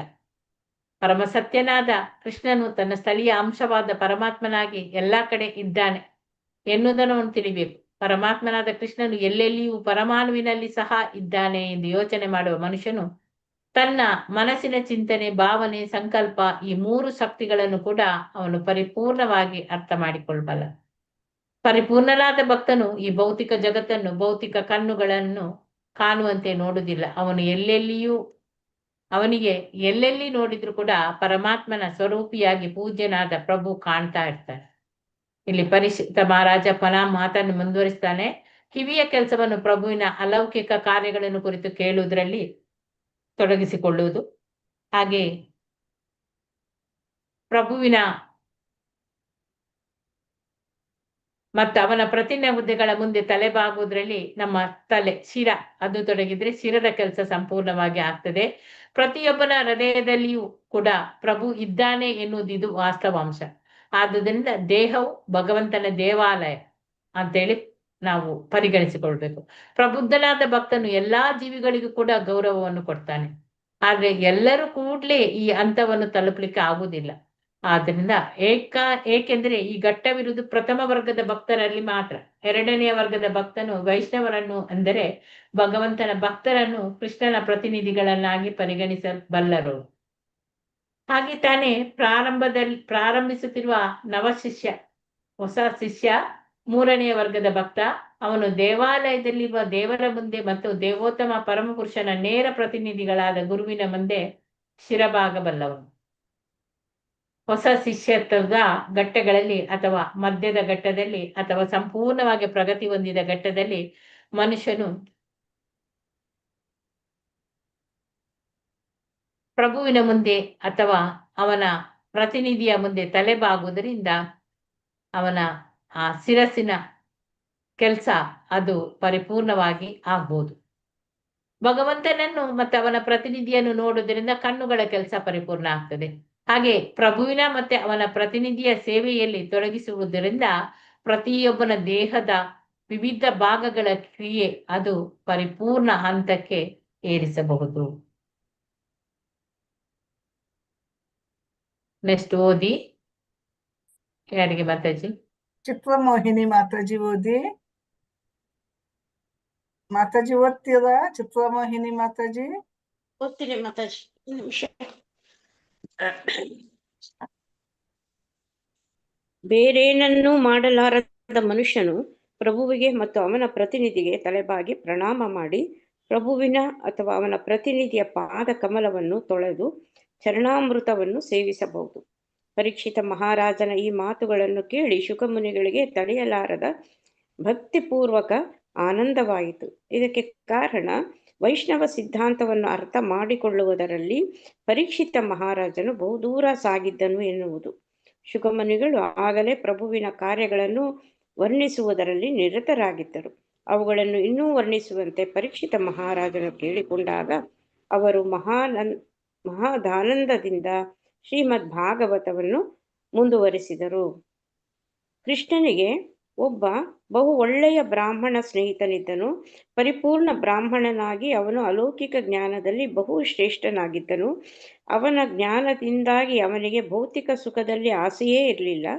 ಆದುದರಿಂದ ಆತನ ಮನಸ್ಸು ಬಹು ಶಾಂತ ಸ್ಥಿತಿಯಲ್ಲಿತ್ತು ಮತ್ತು ಆತ ಸಂಪೂರ್ಣ ಇಂದ್ರಿಯ ನಿಗ್ರಹವನ್ನು ಸಾಧಿಸಿದ. ಸ್ವಲ್ಪ ಮೇಲ್ ಮಾಡ್ಬೇಕು ಮಾತಾಜಿ. ಮಾಡಿ ಮಾತಾಜಿ. ಆ ಬ್ರಾಹ್ಮಣನು ಪರಿಪೂರ್ಣ ಭಕ್ತ ಎಂದೇ ಇದರ ಅರ್ಥ. ಏಕೆಂದರೆ ಪರಿಪೂರ್ಣ ಭಕ್ತನಲ್ಲದವನು ಅತ್ಯುನ್ನತ ಮಟ್ಟದ ಜ್ಞಾನವನ್ನು ಪಡೆದುಕೊಳ್ಳಲಾರ. ಜ್ಞಾನದ ಪರಿಪೂರ್ಣ ಬಿಂದುವನ್ನು ಮುಟ್ಟಿದ ಮನುಷ್ಯನು ದೇವೋತ್ತಮ ಪರಮಪುರುಷನಿಗೆ ಶರಣಾಗತನಾಗುತ್ತಾನೆ ಎಂದು ಭಗವದ್ಗೀತೆಯಲ್ಲಿ ಹೇಳಿದೆ.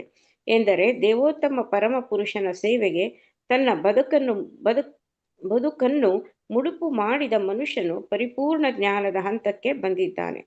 ಪರಿಪೂರ್ಣ ಜ್ಞಾನದ ಪರಿಣಾಮವೆಂದರೆ ಮನುಷ್ಯನು ಪ್ರಾಪಂಚಿಕ ಜೀವನದಲ್ಲಿ ಆಸಕ್ತಿಯನ್ನು ಕಳೆದುಕೊಳ್ಳುತ್ತಾನೆ. ಅನಾಸಕ್ತಿ ಎಂದರೆ ಸದಾ ಪ್ರಾಪಂಚಿಕ ಸುಖವನ್ನು ಬಯಸುವ ಇಂದ್ರಿಯಗಳನ್ನು ಸಂಪೂರ್ಣವಾಗಿ ನಿಯಂತ್ರಿಸುವುದು. ಭಕ್ತನ ಇಂದ್ರಿಯಗಳು ಪರಿಶುದ್ಧವಾಗುತ್ತದೆ. ಆ ಘಟ್ಟದಲ್ಲಿ ಇಂದ್ರಿಯಗಳು ಪ್ರಭುವಿನ ಸೇವೆಯಲ್ಲಿ ನಿರತವಾಗುತ್ತವೆ. ಇದೇ ಭಕ್ತಿಪೂರ್ವಕ ಸೇವೆಯ ಸಂಪೂರ್ಣ ಕ್ಷೇತ್ರ. ಓದ್ಲ ಮಾತಾಜಿ? ಹರೇ ಕೃಷ್ಣ ಮಾತಾಜಿ. ಧನ್ಯವಾದಗಳು ಮಾತಾಜಿ. Thank you. ಕನ್ನಡ ಸೌಮ್ಯಶ್ರೀ ಮಾತಾಜಿ ಓದಿ. ಸೌಮ್ಯಶ್ರೀ ಮಾತಾಜಿ ಅನ್ಮ್ಯೂಟ್ ಮಾಡ್ಕೊಳ್ಳಿ. ಹರೇ ಕೃಷ್ಣ ಮಾತಾಜಿ. ಕೃಷ್ಣನ ಬ್ರಾಹ್ಮಣ ಅಲ್ಲಿದ್ದಾನೆ ಮಾತಾಜಿ? ಹೌದು ಮಾತಾಜಿ.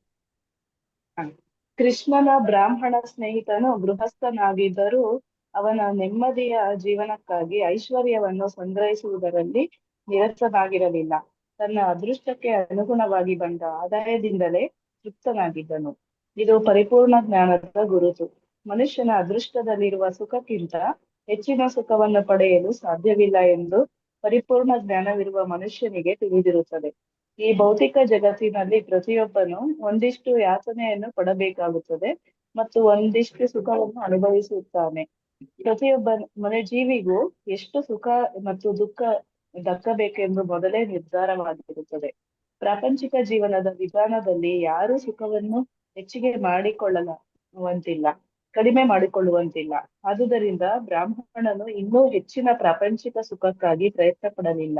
ಆದರೆ ಕೃಷ್ಣ ಪ್ರಜ್ಞೆಯಲ್ಲಿ ಮುಂದುವರಿಯಲು ತನ್ನ ಕಾಲವನ್ನು ವಿನಿಯೋಗಿಸಿದನು. ಹೊರನೋಟಕ್ಕೆ ಅವನು ಬಹು ಬಡವನಾಗಿ ಕಾಣುತ್ತಿದ್ದನು, ಏಕೆಂದರೆ ಅವನು ಬಹು ಬೆಲೆ ಬಾಳುವ ಉಡುಪನ್ನು ಧರಿಸುತ್ತಿರಲಿಲ್ಲ. ಅವನ ಹೆಂಡತಿಗೂ ಬೆಲೆ ಬಾಳುವ ಉಡುಪಿರಲಿಲ್ಲ. ಅವರ ಪ್ರಾಪಂಚಿಕ ಸ್ಥಿತಿಯು ಶ್ರೀಮಂತವಾಗಿ ಇಲ್ಲದಿದ್ದುದರಿಂದ ಅವರು ಸಾಕಷ್ಟು ಆಹಾರವನ್ನು ಸೇವಿಸುತ್ತಿರಲಿಲ್ಲ. ಇದರಿಂದ ಅವನು ಅವನ ಹೆಂಡತಿಯು ಬಹು ಕೃಶರಾಗಿ ಕಾಣುತ್ತಿದ್ದರು. ಹೆಂಡತಿಯು ತನ್ನ ವೈಯಕ್ತಿಕ ನೆಮ್ಮದಿಯನ್ನು ಬಯಸುತ್ತಿರಲಿಲ್ಲ. ಆದರೆ ಅಷ್ಟು ಧರ್ಮಿಷ್ಠ ಬ್ರಾಹ್ಮಣನಾದ ತನ್ನ ಗಂಡನಿಗಾಗಿ ಚಿಂತಿಸುತ್ತಿದ್ದಳು. ತನ್ನ ಅನಾರೋಗ್ಯದಿಂದ ಅವಳು ಕಂಪಿಸುತ್ತಿದ್ದಳು. ಗಂಡನಿಗೆ ಅಪ್ಪಣೆ ಮಾಡುವ ಇಷ್ಟವಿಲ್ಲದಿದ್ದರೂ ಅವಳು ಹೀಗೆ ಹೇಳಿದಳು.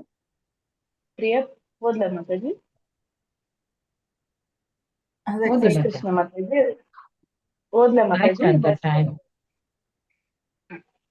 ಟೈಮ್ ಆಯ್ತು, ಓದೋದಿದ್ರೆ ಓದ್ಬೋದು. ಧನ್ಯವಾದ.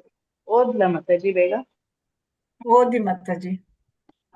ಪ್ರಿಯ ಪ್ರಭುವೇ, ಶ್ರೀದೇವಿಯ ಪತಿಯಾದ ಶ್ರೀ ಕೃಷ್ಣನು ನಿಮ್ಮ ಆತ್ಮೀಯ ಸ್ನೇಹಿತ ಎಂದು ನನಗೆ ಗೊತ್ತು. ನೀವು ಕೃಷ್ಣನ ಭಕ್ತರೂ ಹೌದು. ತನ್ನ ಭಕ್ತರಿಗೆ ಸಹಾಯ ಮಾಡಲು ಅವನು ಸದಾ ಸಿದ್ಧನಾಗಿರುತ್ತಾನೆ. ನೀವು ಪ್ರಭುವಿಗೆ ಭಕ್ತಿಪೂರ್ವಕ ಸೇವೆಯನ್ನೇ ಮಾಡುತ್ತಿಲ್ಲ ಎಂದು ಭಾವಿಸಿದರೂ ನೀವು ಅವನಿಗೆ ಶರಣಾಗತರಾಗಿದ್ದೀರಿ. ಪ್ರಭುವು ಶರಣಾಗತರಾದ ಆತ್ಮದ ರಕ್ಷಕನು. ಅಲ್ಲದೆ ಕೃಷ್ಣನು ವೈದಿಕ ಸಂಸ್ಕೃತಿಯ ಆದರ್ಶ ಪುರುಷ ಎಂದು ನನಗೆ ತಿಳಿದಿದೆ. ಅವನು ಯಾವಾಗಲೂ ಬ್ರಾಹ್ಮಣ ಸಂಸ್ಕೃತಿಯ ಬೆಂಬಲಿಗ. ಯೋಗ್ಯರಾದ ಬ್ರಾಹ್ಮಣರಲ್ಲಿ ಬಹು ದಯೆಯನ್ನು ತೋರಿಸುತ್ತಾನೆ. ನೀವು ಬಹು ಅದೃಷ್ಟವಂತರು, ಏಕೆಂದರೆ ದೇವೋತ್ತಮ ಪರಮಪುರುಷನೇ ನಿಮ್ಮ ಸ್ನೇಹಿತ. ನಿಮ್ಮಂತಹವರಿಗೆ ಕೃಷ್ಣನೊಬ್ಬನೇ ಆಶ್ರಯ, ಏಕೆಂದರೆ ನೀವು ಸಂಪೂರ್ಣವಾಗಿ ಅವರಿಗಾಗಿ ಶರಣಾಗಿದ್ದೀರಿ. ನೀವು ಸ್ವಂತ ಸದೃಶ ವಿದ್ಯ ಮತ್ತು ಸಂಪೂರ್ಣವಾಗಿ ಇಂದ್ರಿಯಗಳನ್ನು ನಿಯಂತ್ರಿಸಿದ್ದೀರಿ. ಈ ಸ್ಥಿತಿಯಲ್ಲಿ ಶ್ರೀಕೃಷ್ಣನೊಬ್ಬನೇ ನಿಮಗೆ ಆಶ್ರಯ. ಆದುದರಿಂದ ದಯೆ ಇಟ್ಟು ಅವನ ಬಳಿಗೆ ಹೋಗಿ ಅವನು ಕೂಡಲೇ ನಿಮ್ಮ ಬಡತನವನ್ನು ಅರ್ಥ ಮಾಡಿಕೊಳ್ಳುತ್ತಾನೆ ಎಂದು ನನಗೆ ಖಂಡಿತವಾಗಿ ಗೊತ್ತು. ನೀವು ಗೃಹಸ್ಥರೂ ಹೌದು. ಆದುದರಿಂದ ಹಣವಿಲ್ಲದೆ ನೀವು ಕಷ್ಟ ಸ್ಥಿತಿಯಲ್ಲಿದ್ದೀರಿ. ಅವನು ನಿಮ್ಮ ಸ್ಥಿತಿಯನ್ನು ಕೂಡಲೇ ಅರ್ಥ ಮಾಡಿಕೊಳ್ಳುತ್ತಾನೆ. ನೀವು ಬಹು ನೆಮ್ಮದಿಯಾಗಿ ಜೀವನ ಸಾಗಿಸುವಂತೆ ಅವನು ಸಾಕಷ್ಟು ಐಶ್ವರ್ಯವನ್ನು ಕೊಡುತ್ತಾನೆ. ಈಗ ಕೃಷ್ಣನು ಭೋಜ, ಕೃಷಿ ಮತ್ತು ಅಂಧಕ ವಂಶಗಳ ರಾಜನಾಗಿದ್ದಾನೆ ಮತ್ತು ಅವನು ತನ್ನ ರಾಜಧಾನಿ ದ್ವಾರಕೆಯನ್ನು ಬಿಡುವುದೇ ಇಲ್ಲ ಎಂದು ಕೇಳಿದ್ದೇನೆ. ಅವನು ಬೇರೆಲ್ಲಿಯೂ ಹೋಗದೆ ಅಲ್ಲಿ ಇರುತ್ತಾನೆ. ಅವನು ಎಷ್ಟು ಕರುಣಾಮಯಿ ಮತ್ತು ಉದಾರಿ ಎಂದರೆ ತನಗೆ ಶರಣಾಗತರಾದವರಿಗೆ ಎಲ್ಲವನ್ನೂ ತನ್ನನ್ನು ಸಹ ಕೊಟ್ಟು ಬಿಡುತ್ತಾನೆ. ಅವನು ತನ್ನ ಭಕ್ತನಿಗೆ ತನ್ನನ್ನೇ ಕೊಟ್ಟುಕೊಳ್ಳಲು ಸಿದ್ಧನಿರುವಾಗ ಒಂದಿಷ್ಟು ಪ್ರಾಪಂಚಿಕ ಶ್ರೀಮಂತಿಕೆಯನ್ನು ಕೊಡುವುದರಲ್ಲಿ ಆಶ್ಚರ್ಯವಿಲ್ಲ. ಭಕ್ತನು ಬಹು ಸ್ಥಿರ ಪರಿಸ್ಥಿತವನಾಗಿದ್ದರೆ ಅವನು ಹೆಚ್ಚು ಪ್ರಾಪಂಚಿಕ ಐಶ್ವರ್ಯವನ್ನು ಕೊಡುವುದಿಲ್ಲ. ಆದರೆ ಭಕ್ತಿಪೂರ್ವಕ ಸೇವೆಯಲ್ಲಿ ನಿಮ್ಮ ಮನಸ್ಸು ಎಷ್ಟು ಸ್ಥಿರವಾಗಿದೆ ಎಂದು ಅವನಿಗೆ ತಿಳಿದಿದೆ ಎಂದು ನನ್ನ ಭಾವನೆ. ಆದುದರಿಂದ ಜೀವನದ ಕನಿಷ್ಠ ಅಗತ್ಯಗಳಿಗಾದರೂ ನಿಮಗೆ ಒಂದಿಷ್ಟು ಪ್ರಾಪಂಚಿಕ ಸಹಾಯವನ್ನು ಮಾಡಲು ಅವನು ಹಿಂಜರಿಯುವುದಿಲ್ಲ. ಹರೇ ಕೃಷ್ಣ ಮಾತಾಜಿ. ಹರೇ ಕೃಷ್ಣ ಮಾತಾಜಿ. ಧನ್ಯವಾದಗಳು ಮಾತಾಜಿ. ಎಲ್ಲರಿಗೂ ಕೂಡ ಧನ್ಯವಾದಗಳು. ವಾಂಚಾಕಲ್ಪತರುಭ್ಯಶ್ಚ ಕೃಪಾ ಸಿಂಧುಭ್ಯ ಏವ ಚ ಪತಿತಾನಾಂ ಪಾವನೇಭ್ಯೋ ವೈಷ್ಣವೇಭ್ಯೋ ನಮೋ ನಮಃ. ಅನಂತ ಕೋಟಿ ಭಕ್ತವೃಂದ ಕಿ ಜೈ. ನಾಮಾಚಾರ್ಯ ಹರಿದಾಸ್ ಠಾಕೂರ್ ಕಿ ಜೈ. ಜಗದ್ಗುರು ಶ್ರೀಲ ಪ್ರಭುಪಾದ್ ಕಿ ಕೃಷ್ಣ. ಎಲ್ಲರಿಗೂ ಕೂಡ ಒಳ್ಳೆದಾಗಿ. ಹರೇ ಕೃಷ್ಣ ಮಾತಾಜಿ. ಧನ್ಯವಾದಗಳು. ಅಟೆಂಡೆನ್ಸ್ ಲಿಂಕ್ ಹಾಕಿದ್ದಾರೆ. ಆಗ್ತಾ ಇದ್ದೀನಿ ಮಾತಾಜಿ.